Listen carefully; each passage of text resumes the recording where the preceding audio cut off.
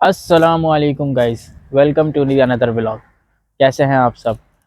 तो guys, first of all thank you so much for your love and support. और जैसे कि मैंने आप लोगों से प्रॉमिस करा था कि जैसे ही मेरे 1000 सब्सक्राइबर्स पूरे हो जाएंगे देन मैं आप लोगों के लिए एक बहुत ही इन्फॉर्मेटिव वीडियो लेकर आऊँगा। तो आज की हमारी वीडियो का टॉपिक इसी रिलेटेड है। ये एक बहुत ही इन्फॉर्मेशन वीडियो है for the job seekers.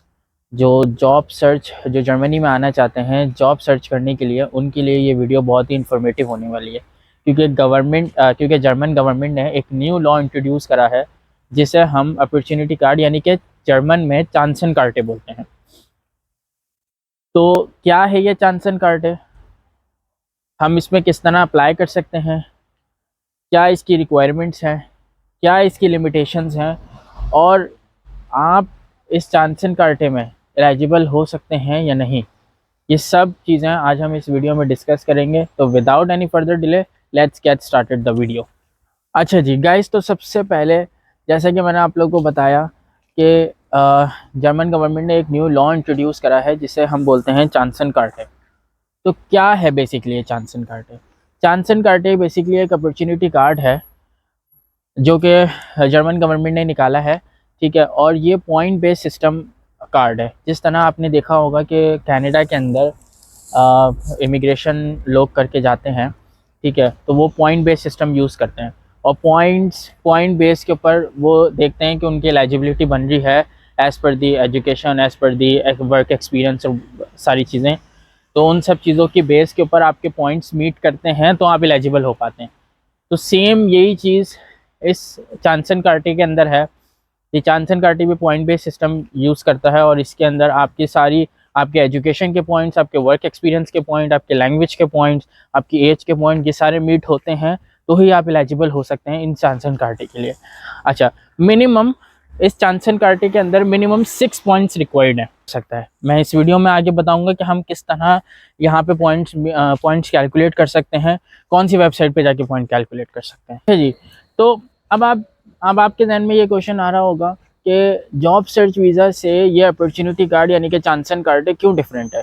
Basically job search visa पे जब आप आते हैं तो वो उसमें भी आप विदाउट किसी एम्प्लॉयमेंट लेटर के आ सकते हैं, लेकिन उसमें आपको मैक्सिमम 6 मंथ्स तक की वैलिडिटी मिलती है। 6 मंथ्स तक आप यहाँ पे स्टे कर सकते हैं, उसके बाद उसको एक्सटेंड कराना भी थोड़ा मुश्किल होता है।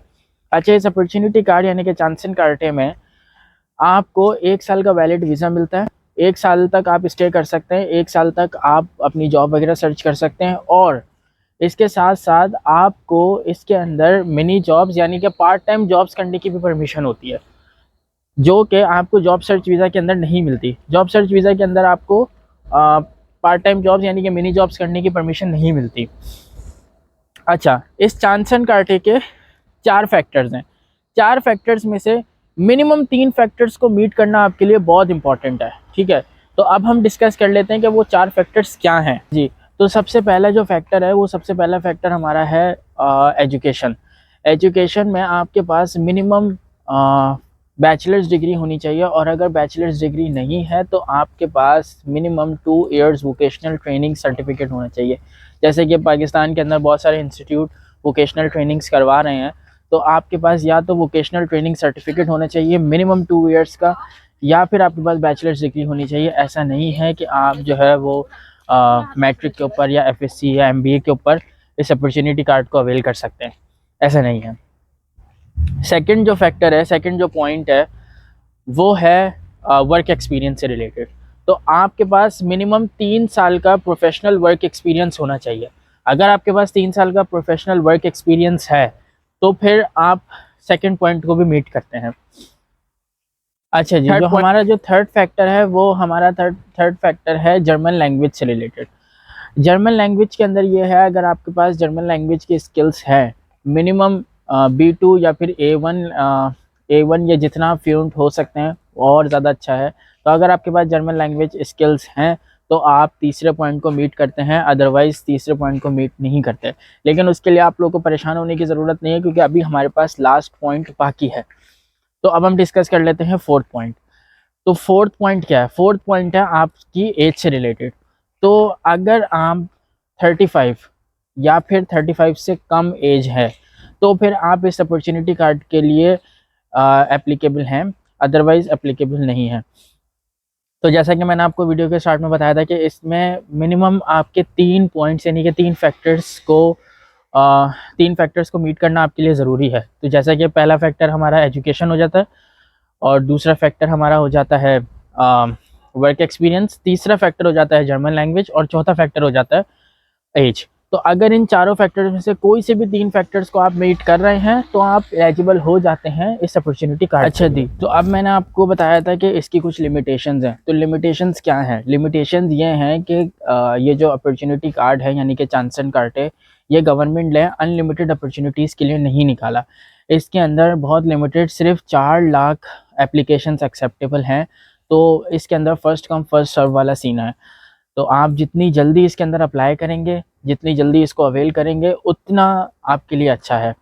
और अगर आपका ये अप्लाई करने का प्लान है, आप इंटरेस्टेड हो रहे हैं, तो मेरी रिकमेंडेशन ये है कि आप अभी से जो है वो जर्मन लैंग्वेज सीखना शुरू कर दें। क्योंकि जर्मन लैंग्वेज अगर आपके पास होगी तो बहुत प्लस पॉइंट है कि आप ज़्यादा से ज़्यादा आप इनके पॉइंट्स को मीट करेंगे, और ज़्यादा से ज़्यादा चांसेस होंगे कि आप ये अपॉर्चुनिटी कार्ड यानी कि चांसन कार्ड को अवेल कर सकें। अच्छा जी, तो अब हम आपको लेके चलते हैं अपनी कंप्यूटर की स्क्रीन, लैपटॉप की स्क्रीन के ऊपर, और वहाँ पे चल के आपको दिखाते हैं कि आप ये अपॉर्चुनिटी कार्ड को किस तरह, मतलब इस अपॉर्चुनिटी कार्ड के पॉइंट्स जो है वो किस तरह कैलकुलेट कर सकते हैं।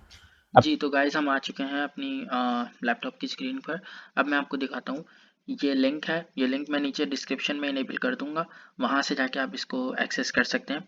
और जैसे ही इस वेबसाइट को खोलेंगे तो ये आ गया आपके पास, यहाँ से आपने स्टार्ट करना है। देन इसके अंदर सारी अपनी डिटेल्स वगैरह एंटर करेंगे और इसको नेक्स्ट करते रहेंगे अपनी उसके हिसाब से, प्रोफाइल के हिसाब से। तो फिर ये आपके पास इनेबल हो जाएगा। तो इसको हम कैलकुलेट करते हैं, फिर आपसे मिलते हैं।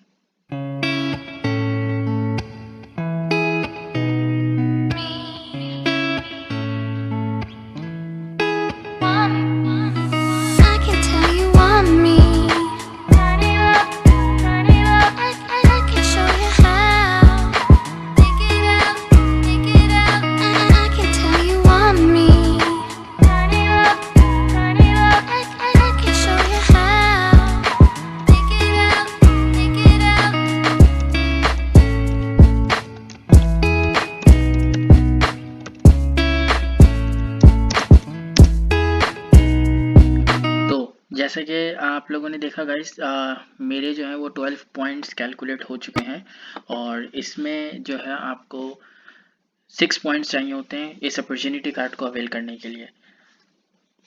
तो मैं एलिजिबल हो चुका हूँ इस अपॉर्चुनिटी कार्ड के लिए। तो आप लोग भी अपने पॉइंट्स इस तरह कैलकुलेट कर सकते हैं। अच्छा जी, जो जैसा कि मैंने आप लोगों को दिखाया कि हम लोग किस तरह अपने पॉइंट्स कैलकुलेट कर सकते हैं, कौन सी वेबसाइट है वो मैं डिस्क्रिप्शन के अंदर डाल भी दूँगा कि जिस वेबसाइट से आप अपने पॉइंट कैलकुलेट कर सकते हैं और किस तरह से कर सकते हैं, वो मैंने आप लोगों को अभी पीछे बता दिया है वीडियो में।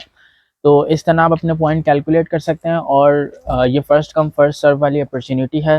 तो आप लोग अगर इंटरेस्टेड हैं इस अपॉर्चुनिटी कार्ड के लिए, तो फिर मेरी रिकमेंडेशन ये है कि फ़ौरन से पहले इसको देखें, तो इसमें पॉइंट कैलकुलेट करें, इसको अप्लाई करें और जर्मन लैंग्वेज स्किल्स सीखना शुरू कर दें, क्योंकि ये इस अपॉर्चुनिटी कार्ड को लेने के लिए आपके लिए बहुत बेनिफिशियल हो सकती है। तो जी, ये थी आज की वीडियो, और आप लोग मुझे सपोर्ट करते हैं, मैं आप लोग के लिए और इससे अच्छी बहुत ही एक्साइटिंग वीडियोस, बहुत ही इन्फॉर्मेटिव वीडियोस लेकर आता रहूँगा for the student, for the job seekers. ठीक है, तो बहुत बहुत शुक्रिया आप लोगों की सपोर्ट का, आप लोगों के प्यार का। तो इस वीडियो को यहीं पे एंड करते हैं। ठीक है, मिलते हैं इंशाल्लाह हम किसी नेक्स्ट व्लॉग के अंदर, नेक्स्ट वीडियो के अंदर, नेक्स्ट इन्फॉर्मेशन के साथ। जब तक के लिए अपना ख्याल रखिए। अल्लाह हाफिज़।